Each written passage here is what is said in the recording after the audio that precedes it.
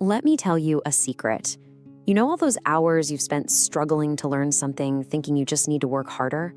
Well, what if that's completely wrong? What if the problem was never you at all? That's right. The problem isn't you. It's your study method. Because, you see, the way most of us are taught to study is, according to actual neuroscience, one of the least effective ways to build a real lasting memory. And today, we're going to fix that. So let's just lay it all out. On one side, you've got the common illusions, right? Endlessly rereading your notes, making your textbooks glow with highlighter ink, and basically just crossing your fingers and hoping it all sticks. And on the other side, we've got the science. These are the real deal techniques like active recall and spaced repetition that lead to a deep, unshakable understanding of, well, anything. First things first, let's pull back the curtain on this studying illusion.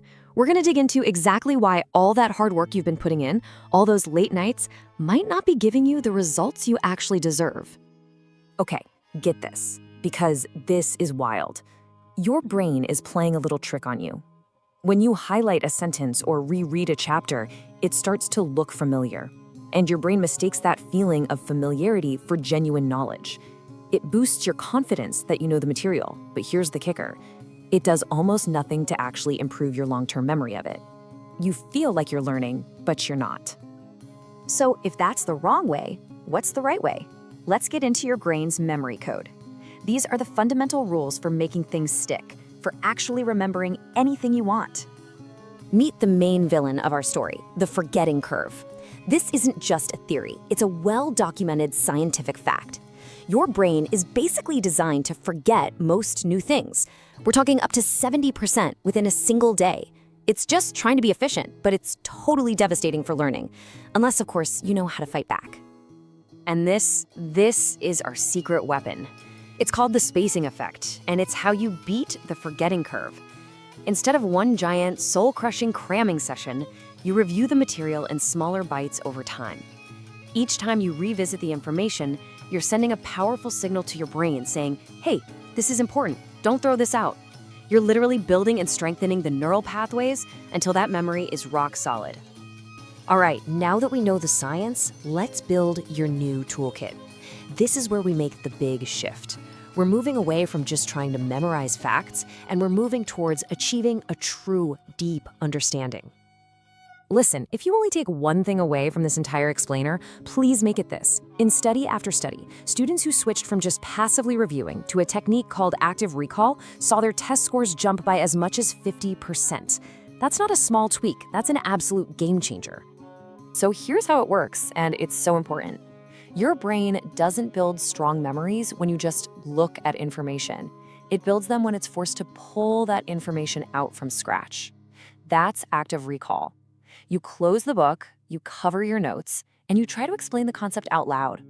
That struggle, that active retrieval, that is the most powerful learning event you can possibly create.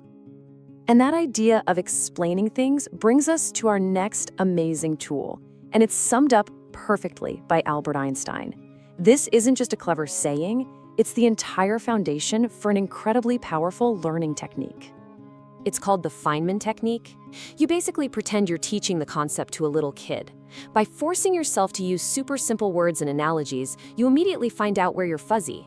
You instantly expose the holes in your own understanding. It's like a diagnostic test for your brain. You then go back, fill in those gaps, and try again, until your explanation is crystal clear. Okay, so now we have the techniques for what to study. But, how do we actually beat procrastination and find the focus to use them? It's time to engineer a system for deep concentration. Look, your brain wasn't built for marathons. It was built for sprints. The Pomodoro technique works with your brain's natural rhythm instead of fighting it. You just commit to 25 minutes. That's it. Anyone can do 25 minutes, right? That makes it easy to start. Then you get a little break as a reward, which lets your brain recharge before the next sprint. It's simple, but it's incredibly effective. Now, this might be the single easiest hack you can do today. Your brain is basically an association machine. It loves patterns. So if you're always studying in bed, you're sending mixed signals. Your brain is thinking, wait, is it time for sleep or time for focus? It gets confused. But by having one dedicated space, your desk, for only studying, you create a powerful psychological trigger. Sitting down there literally becomes the on switch for your brain to focus. Okay, let's bring this all home. This whole thing, it isn't about grinding harder or pulling more all-nighters. It's about a fundamental shift to smart strategic learning and what that really means for your future. So here's the bottom line. Stop fighting a battle against your brain's natural design. Stop trying to use a brute force methods that science has proven don't really work. Real success in learning comes from understanding the user manual for your own mind and working with it, not against it. These techniques aren't just clever tips, they are the rules of the game. Being a great learner isn't some magical talent you're born with. It is a skill, and now you have the toolkit to master that skill. So the only question left is this. With the ability to learn pretty much anything more effectively than ever before, what's the first thing you're going to master with your new superpower?